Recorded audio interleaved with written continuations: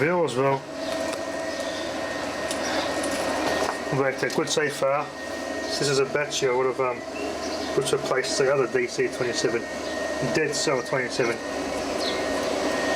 I noticed last night I had a good day yesterday. I had full charge, didn't have anything on, no major load on this thing, and I noticed the voltage is just dropping. It dropped down to 12.2 volts, and I wasn't even putting much of the load at all on this thing. And nothing plugged into it. And I noticed my voltage dropped down to 12.2 volts. So now I know why the bad cell failed Delcor battery was pulling the rest of the pack down. So there's a shorted cell in there, it's pulling the whole lot down. I've put my 6 folders here, rearranged them, and got the Edakoa, 2 of those leads together, and that just makes up for the big jumper cables to make all that current pass efficiently. Put some 10 amp rated cable on this little charge controller to limit the current, because the other charge controller I was using before was making those cables get a bit too warm, and that charge controller was getting too hot. And that's a 40 amp one, the other one. Yeah, this Happy Muppet solar controller was getting way too hot. It's a bit overrated, so it's a bit more than 40 amps today coming through the charge up the batteries, because my Meshto inverter's solar regulator, that can only handle about 16 amps max, and it was getting more than that, hence it was beeping and shutting down.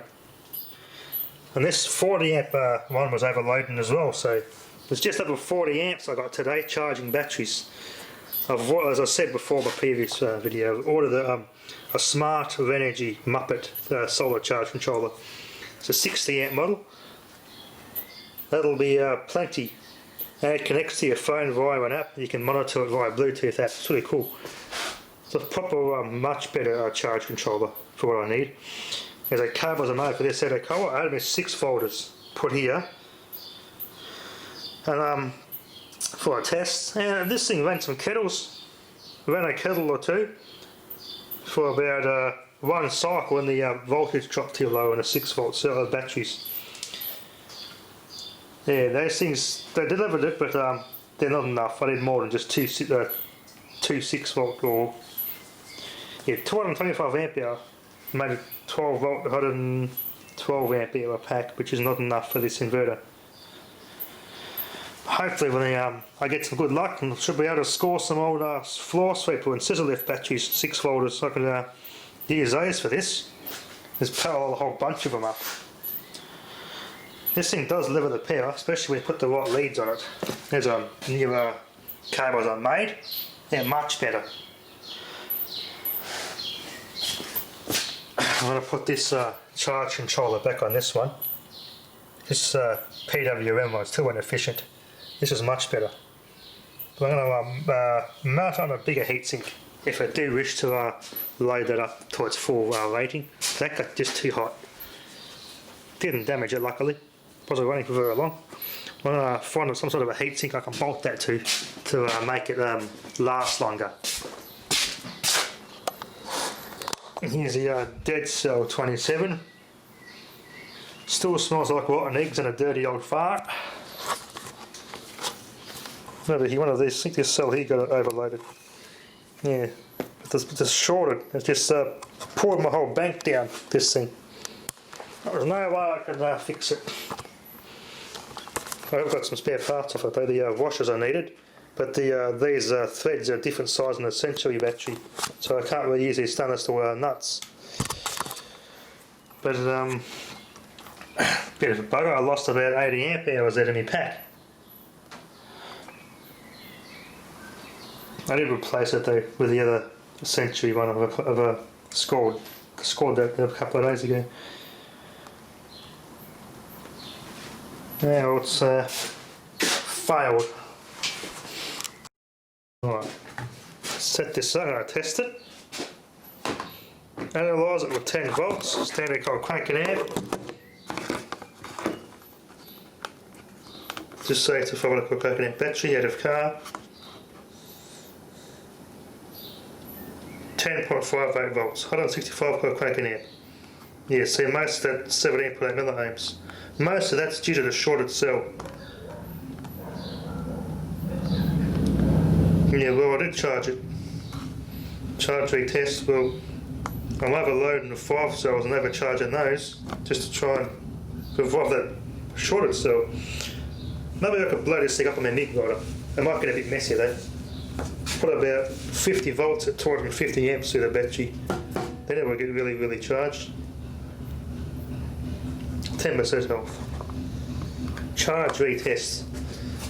Well, that basically means that 5 good cells pass the test, but that shorted cell in there is letting it down.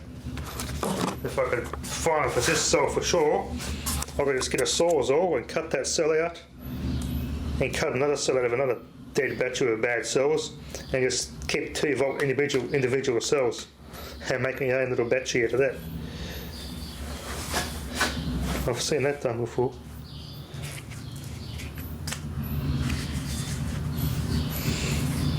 This was a pretty good, perfectly fine battery. I did test this when I got it. I tested brand new spec. At 3 milliohms, 100% health. But one cell just decided to fail. It wasn't the way I charged it or loaded it up, it just failed on its own. Oh well, some batteries aren't created equally.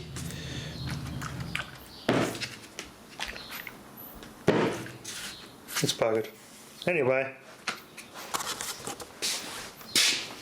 sure, what's what I'm looking for. Oh yeah, I've called up the old scrap yard. I placed the bloke. I got these capacitors off. Well, he's got a son there who's been doing scrapping for a long time. He's got a contact. He does old telephone exchange batteries. He gets hold of those, so I might be able to get about 10 of these. I don't know if they're this type, the slim type, but I'm assuming they're this type. Might be able to get hopefully get 10 of these, but they're about a year old too.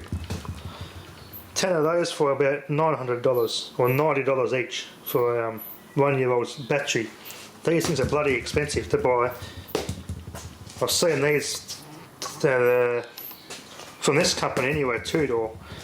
They've got a same form factor, but about a 200 amp in this form factor. They're like $1,200 each, so they're pretty damn good batteries. They're this, and I think they're the Sun and Shine. I think the guy said they get German batteries as well, and they're nice batteries. Sun and Shine, German-made SLAs and AGM cells. That'll be awesome. That's what I want. Be able to stick those. Upgrade that with my Mishto inverter.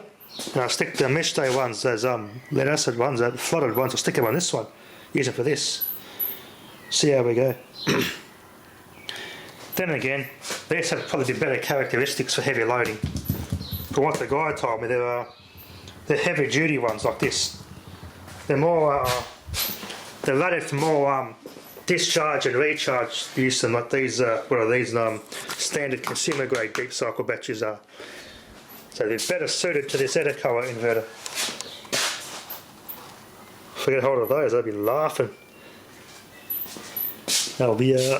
They'll serve my off-grid needs, that's for sure. It's a possible lead on batteries. Anyway, thanks for watching.